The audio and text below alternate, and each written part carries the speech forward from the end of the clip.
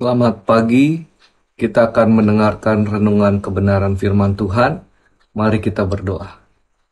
Bapa kami yang di sorga, kami bersyukur untuk berkat dan anugerah-Mu yang kami boleh nikmati sampai dengan hari ini.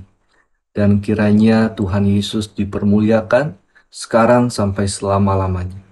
Firman-Mu pelita bagi kaki kami dan terang bagi jalan kami. Kiranya urapan Roh Kudus boleh membuat kami mengerti isi hati Tuhan, kebenaran firman Tuhan, dan kami boleh menjadi pelaku kebenaran firman Tuhan dan hidup berkenan di hadapan Tuhan. Sembunyikan kami semua di belakang salib Tuhan, kuasa gelapan roh jahat, dalam nama Yesus. Kami patahkan, hancurkan kuasa pekerjaannya. Kami hanya undang Yesus saja lewat firman dan Roh Kudus yang menuntun hati dan pikiran kami. Yesus semakin bertambah, kami semakin berkurang. Kami sambut firman-Mu di dalam nama Tuhan Yesus Kristus. Haleluya. Amin. Pagi hari ini saya ingin berbicara tentang karya Roh Kudus di dalam pelayanan. Karya Roh Kudus dalam hidup di pelayanan. Ayat utama kita terdapat di dalam Kisah Para Rasul 2, ayat yang ke-11. Demikian firman Tuhan. Baik orang Yahudi maupun penganut agama Yahudi, orang Kreta dan orang Arab, kita mendengar mereka berkata-kata dalam bahasa kita sendiri tentang perbuatan-perbuatan besar yang dilakukan Allah. Ayat ini adalah bagian dari peristiwa Pentakosta, yaitu peristiwa pencurahan Roh Kudus di loteng Yerusalem atas kehidupan 120 orang para murid Yesus. Ketika Roh Kudus turun dalam lidah-lidah api dan memenuhi kehidupan mereka, maka Roh Kudus kemudian mengaruniakan bahasa-bahasa baru yang tidak dimengerti oleh para murid. Tetapi bahasa-bahasa ini yang Roh Kudus karuniakan, sebagian dimengerti oleh berbagai macam bangsa orang yang hadir di Yerusalem pada saat itu. Dan di dalam ayat yang ke-11 di situ ada penganut agama Yahudi, baik orang Yahudi, orang Kreta ataupun orang Arab. Mereka mendengar bahasa-bahasa yang dikaruniakan Roh Kudus yang disampaikan oleh para murid dalam bahasa-bahasa mereka sendiri. Ini adalah pekerjaan Roh Kudus, berkomunikasi kepada dunia melalui kehidupan para murid. Pokok pembahasan kita pagi hari ini adalah berbicara tentang bahasa. Roh Kudus membuat mereka mengerti tentang perbuatan-perbuatan besar yang dilakukan Allah. Apa itu bahasa? Dalam bahasa Indonesia, bahasa adalah sistem lambang bunyi, ujaran yang arbiter, dipergunakan dengan bebas, yang digunakan oleh sekelompok manusia untuk berinteraksi dan bekerja sama.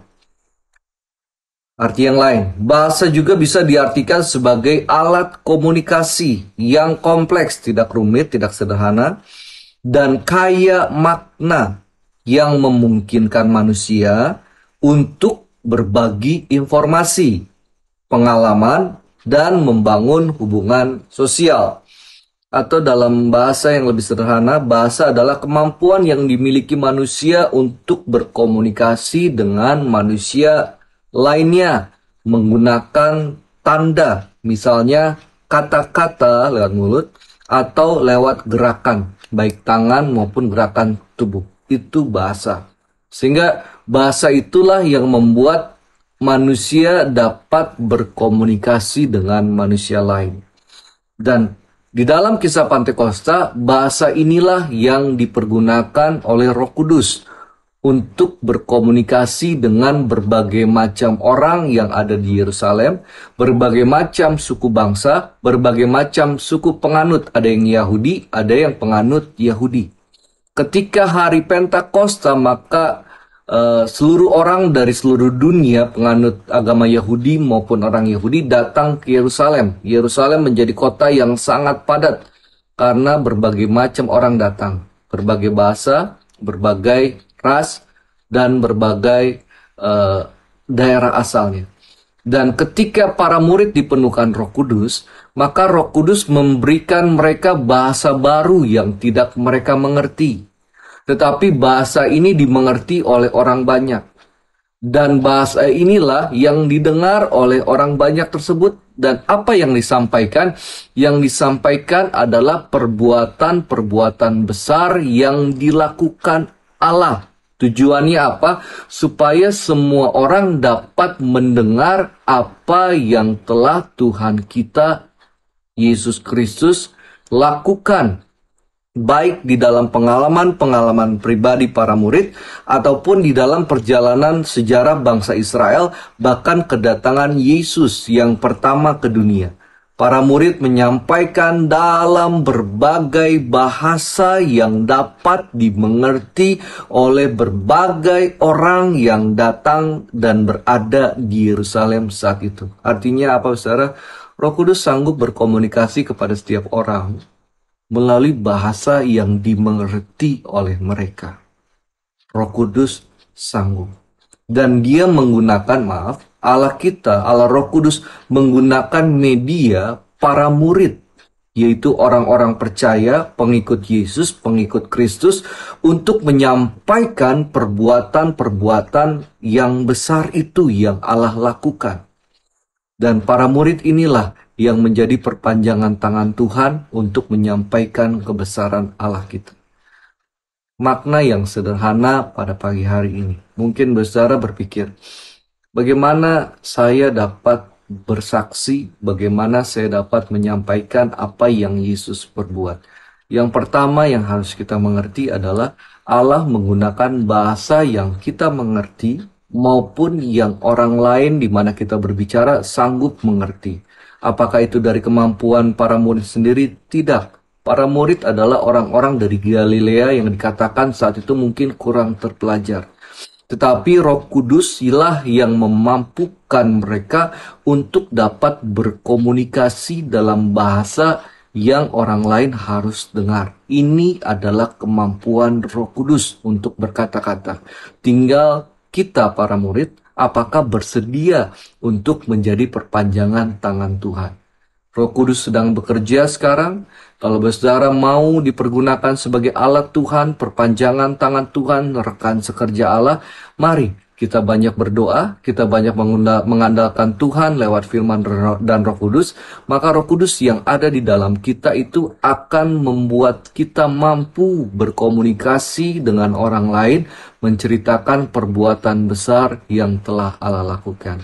Kalau pagi hari ini, saudara mungkin dalam keadaan perlu jamahan Tuhan, ingat, Roh Kudus sanggup berkomunikasi dalam bahasa yang kita dapat mengerti, bahwa Tuhan mampu, bahwa Dia Allah yang besar, sanggup melakukan segala perkara dalam kehidupan kita. Terpujilah Tuhan Yesus Kristus sekarang sampai selama-lamanya. Mari kita berdoa menyambut kebenaran firman Tuhan. Kami bersyukur kepada Tuhan karena pekerjaan Allah itu besar dan ajaib, luar biasa yang dialami para murid dalam tuntunan Roh Kudus. Dan pekerjaan-pekerjaan besar itu masih berlanjut sampai saat ini, bahwa orang-orang percaya akan mengalami hal-hal yang luar biasa dengan Tuhan.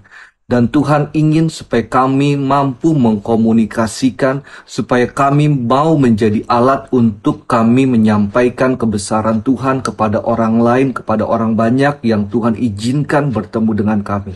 Kami secara pribadi tidak mampu, tetapi Roh yang di dalam kami akan memampukan, membuat kami melihat hal-hal yang besar pun terjadi tidak hanya atas kehidupan kami, tetapi keluarga kami, orang-orang yang kami kenal, dan sebanyak mungkin orang-orang yang dapat Tuhan jangkau lewat kehidupan kami. Roh Kudus, bekerjalah dalam kehidupan pribadi kami, dan permuliakanlah dirimu, Yesus Kristus Tuhan, selama-lamanya. Terima kasih Tuhan. Mau berdoa untuk mereka yang dalam beban berat, Tuhan tolong dalam nama Yesus, Tuhan ganti dengan kelegaan dan keringanan. Yang mengalami jalan buntu, dalam nama Yesus dibukakan jalan. Yang sakit, dalam nama Yesus Tuhan sembuhkan. Yang berbeban berat pun ada dalam pertolongan Tuhan. Dan mau berdoa mereka yang mengalami tekanan, dalam nama Yesus ada kemenangan di dalam Tuhan. Diberkati usaha, diberkati keluarga. Semua kami berikan untuk kemuliaan nama Tuhan Yesus Kristus. Terima kasih Bapa di sorga. Inilah yang menjadi doa sembahyang kami. Kami bersyukur berkati hari ini dan kami paskan doa sembahyang kami dalam nama Tuhan Yesus Kristus. Haleluya. Amin. Tuhan Yesus memberkati dan selamat beraktivitas.